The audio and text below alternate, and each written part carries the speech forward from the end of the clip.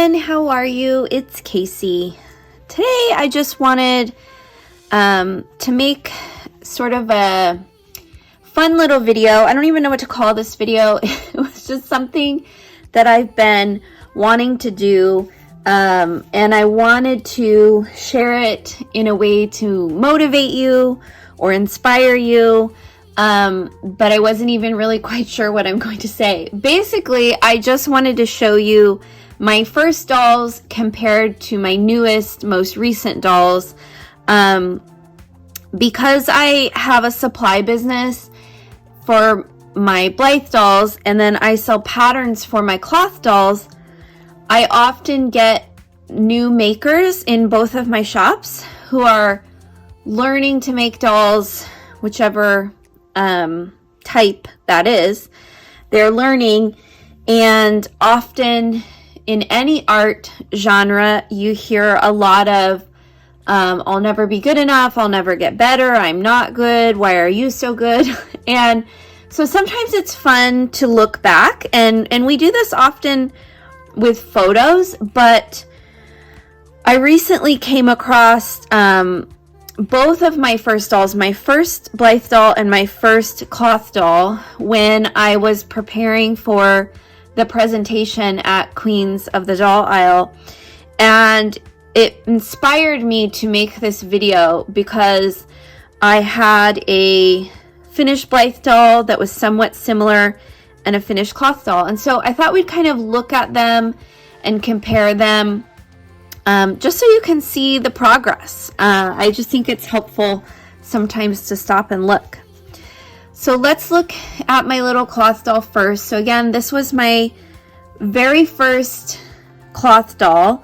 What inspired me to make her was, at the time I was collecting cloth dolls, but no one was really making miniature cloth baby dolls, at least that I could find. And I really like small dolls, and so I thought, let me make a miniature. At the time, I did not have a lot of sewing skills. I had a sewing machine and had made things, but I've always been a self-taught sewer. I've never been able to understand patterns or follow them. So I set out to sort of make her just sort of based on my imagination. I drew a pattern, and through trial and error came up with this, which I was pretty satisfied with. At the time, though, I didn't really know how to make features stand out, like stick out three-dimensionally, like the nose and the ears. So the nose is kind of pushed in and the ears are nothing. They're just drawn on. I also did not really understand this type of fabric. So funny story. If you make cloth dolls, you may already know this, but it's really hard to find the right kind of skin fabric. I now, if you've watched my video about dyeing fabric, I have that process on my channel. So now I do have fabric, but I've still tried to find it dyed, so I don't have to dye it, and I've never ever been able to find the same type of fabric. But when I first started out, I also couldn't find it. So I actually would buy women's underwear. I'm pretty sure that's what this is. I would buy women's underwear at Walmart. I would get the 3X extra, extra large, as big of underwear as I could in a skin color. And that was how I made my first dolls. And it's very similar to the fabric I use now. It's almost identical. But one thing about this fabric, so you'll notice between the two arms, I hope you can see on the camera, there is a right side and a wrong side of the fabric. And so this little doll has been made mostly with the wrong side, except for this arm. So you can see that the side of the fabric we want showing out is smoother, and the side we don't want has all these lines. So the fabric I use is the same today, but you can see that little mistake that this one arm doesn't match the rest of her. Also, back then I wasn't making fingers or sculpting the feet very much. Although the other thing that I hear a lot from new makers is, that it has to be one way to be good. Like it has to have fingers or whatever. There's something charming about no fingers. I think it's fine to not go realistic, to just, leave it simple. That's sort of if you're familiar with Waldorf dolls, that's kind of their MO is having less realism and a little bit more simple to leave it to the imagination so that the children of Waldorf can imagine more. Of course, most of my dolls are made for not children, although I do have my designs and things that are for children, but these little dolls were never originally intended for children. I still string joint my dolls like this. I have a few different body constructions though that I do now, but some of the things are still very similar. The reason I named my dolls BeBe, so the original BeBe was the BeBe Blythe, or not BeBe Blythe. The original was BeBe Babies and Friends. And that was because I originally stuffed my dolls with steel BBs, and I still do, mainly because they are heavier in these small dolls. It's hard to buy plastic pellets, and I'm not a fan of the glass beads because they get everywhere. It's hard to get a nice weight with these small dolls using plastic or glass. I really like using the steel. So I don't even know if this doll, she's got a little bit in the bottom, but I don't think it's steel. So that's how the BeBe came about. It was for the BBs that were stuffed inside, and I've kind of kept that name alive all these years as I've moved through other doll genres. So I made this little doll kind of as a comparison so we can see what's changed and what has stayed the same. So as I said, features have changed quite a lot. I now have noses and ears and defined fingers on the hands. On a doll this small, it's hard to do individual fingers, but when they get a little bit bigger than this doll, I will usually do individual fingers.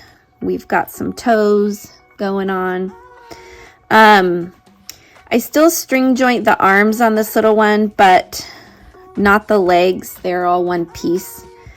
And I don't know, I just have started doing it that way, and that's just the pattern. And this one is much heavier. She or he has got a bunch of steel BBs in the head and in the torso. It's a little bit hard to put in the arms and legs when they're this tiny. But overall, somewhat the same. Just some of you can see the fabric is all on the correct side. And the proportions are a little bit different nowadays. I like bigger heads than the body. As is probably obvious, I like big-headed dolls.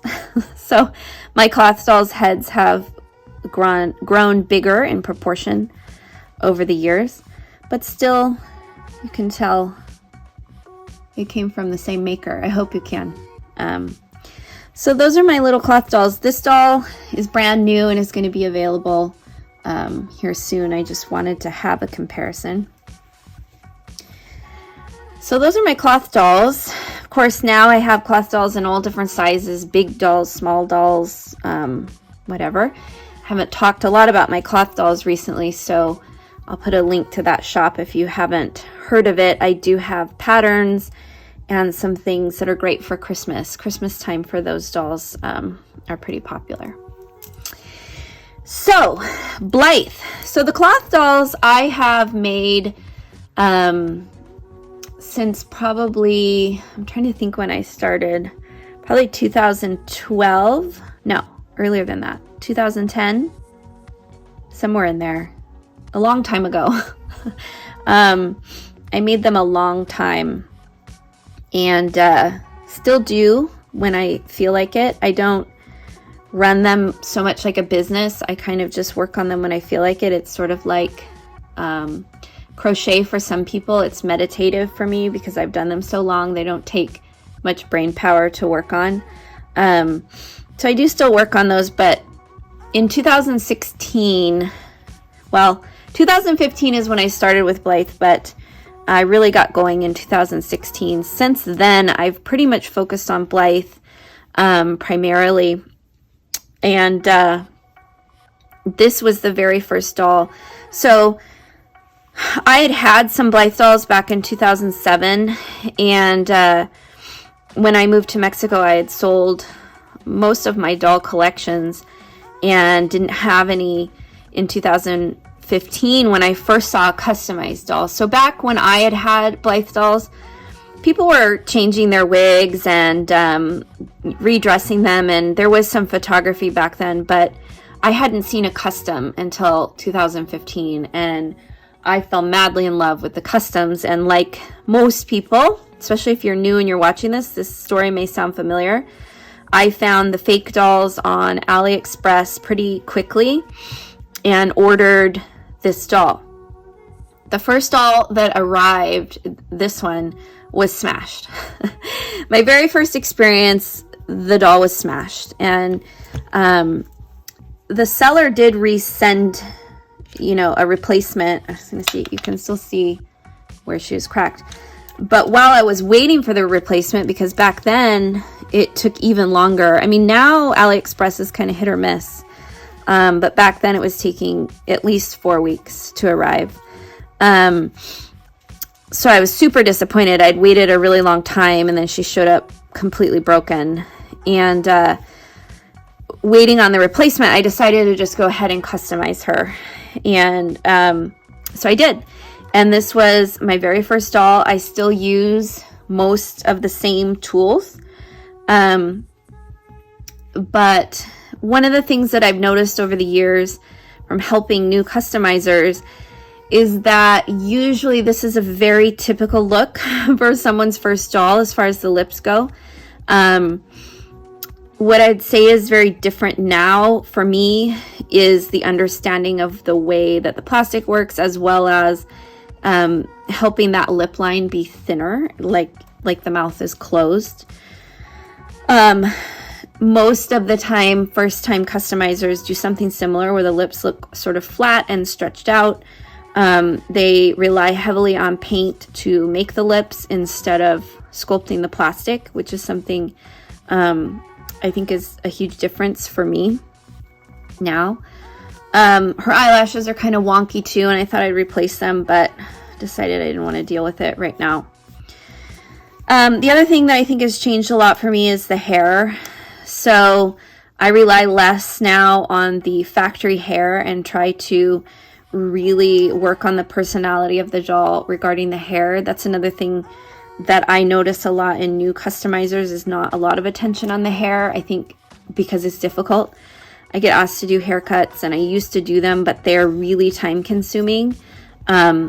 Because if you're trying to do a straight line, that has its own complications. If you're trying to make the hair look natural, thinning it out, it's just difficult. Well, it's not difficult. It's time consuming. And a lot of times I think it's easy to give up or make a mistake, and then there's not much you can do because obviously you can't put the hair back if you cut it. So I think some of the big differences between, my older dolls and now are just some of those, what do I want to call it? Styling sort of things that have changed. But if you compare them together, you can see quite a difference in not only my color work, but my sculpting. I don't know if you can see. You can see that the sculpting is quite different. I focus a lot around the chin area these days and around the nose, sort of removing that plastic to help the features pop. So I'd say that's some of the big difference, as well as, like I said, styling and picking what works with the doll's personality. So anyway, that's kind of all I wanted to share and just sort of show you, because for me it was fun to kind of look at the similar style. So, you know, this one, they didn't have open mouths, so they're very similar. What I was trying to achieve is similar, and so being able to see how far I've come and the difference is really fun. So I guess that's all. I just wanted to motivate any of you that are feeling like, you know, you're never going to get there. You know, I would say for 2016, I made a couple of dolls, but I've been working on Blythe dolls, customizing them since 2016. I definitely have not made nearly as many dolls as a lot of customizers out there. I think she's number 50 something, 55. And there's people who have made hundreds. So I haven't truly made that many, but I would say, you know, until I got into the 20s and 30s, I wasn't necessarily feeling like I had got it yet. So it definitely isn't going to happen on your first doll, although I highly recommend considering how you can make your first doll in a way that you'll enjoy her. So I really enjoyed this doll when I was done with her. I loved her. I thought she was amazing and perfect, and she is as my first doll. I took a lot of photos of her. I bought her all kinds of clothes and played with her. And so, you know, I think often new customizers feel discouraged maybe with their first doll and don't want to keep going. But I promise, if you make the doll in a way that you'll enjoy, starting slow and building your skills, then you'll enjoy the process of improving and increasing your skills. So anyway, just to motivate you so you can see the difference. And as always, don't forget to subscribe if you haven't.